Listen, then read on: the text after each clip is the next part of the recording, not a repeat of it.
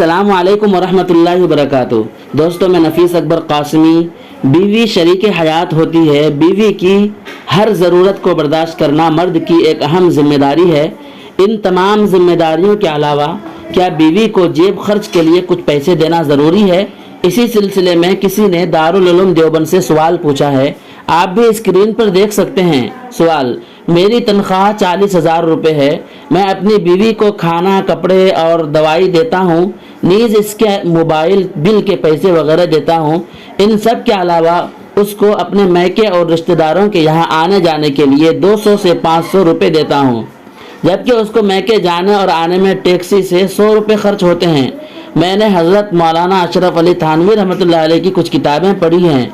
मैं बीवी को हर महीना जेब खर्च के लिए 2000 रुपये देता हूँ, मगर मसला ये है कि वो कहती है कि उसने MA किया है और मेरी शर्त के मुताबिक कोई मुलाजमत नहीं कर रही है, इसलिए हर महीना जेब खर्च के लिए 5000 रुपये दें। शादी से पहले मैंने उसके जेब खर्च के लिए कोई वादा नहीं किया था, बल्कि मैंने ये बात वाज़ेह कर दी थी कि मुझे मुलाजमत करने वाली लड़की पसंद नहीं है, क्योंकि ये हमारे मज़हब में पसंदीदा नहीं है। इसकी वजह से तंग आ चुका हूँ।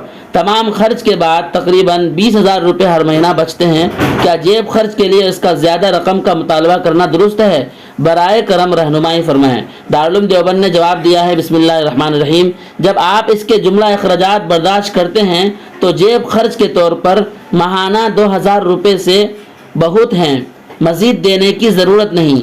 और उसका MA करने के बावजूद मुलाजमत ना करने की वजह से मज़ीद का मुतालबा करना गलत है, क्योंकि मुलाजमत से रोकना आपका शरई हक़ है, बिलखुसूस जबकि मुलाजमत में शरई हुदूद की पासदारी मुमकिन ना हो या उसकी वजह से औरत की सेहत या शबाब मुतासिर होता हो। अलबत्ता अगर हर साल जेब खर्च में कुछ इजाफा कर दें तो अच्छा है, लेकिन इसके साथ इस पर भी नज़र रखें कि वो पैसे गलत जगह खर्च ना करे, नीज़ वो फजूल खर्ची की आदी ना हो, बल्कि उसे चाहिए कि हज या उम्रा के इरादे से थोड़े थोड़े पैसे जमा करके सदका खैरात का मिजाज बनाए।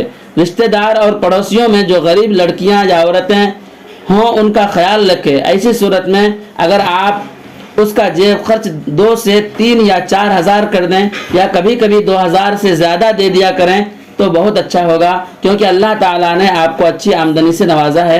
वल्लाहु ताला आलम। दारुल इफ्ता दारुल उलूम देवबंद। दोस्तों, वीडियो के सिलसिले में आपकी क्या राय है, हमें एक प्यारा सा कमेंट करके ज़रूर बतलाएं। फिर मिलते हैं किसी नई वीडियो के साथ। अस्सलामु अलैकुम वरहमतुल्लाहि वबरकातुहू।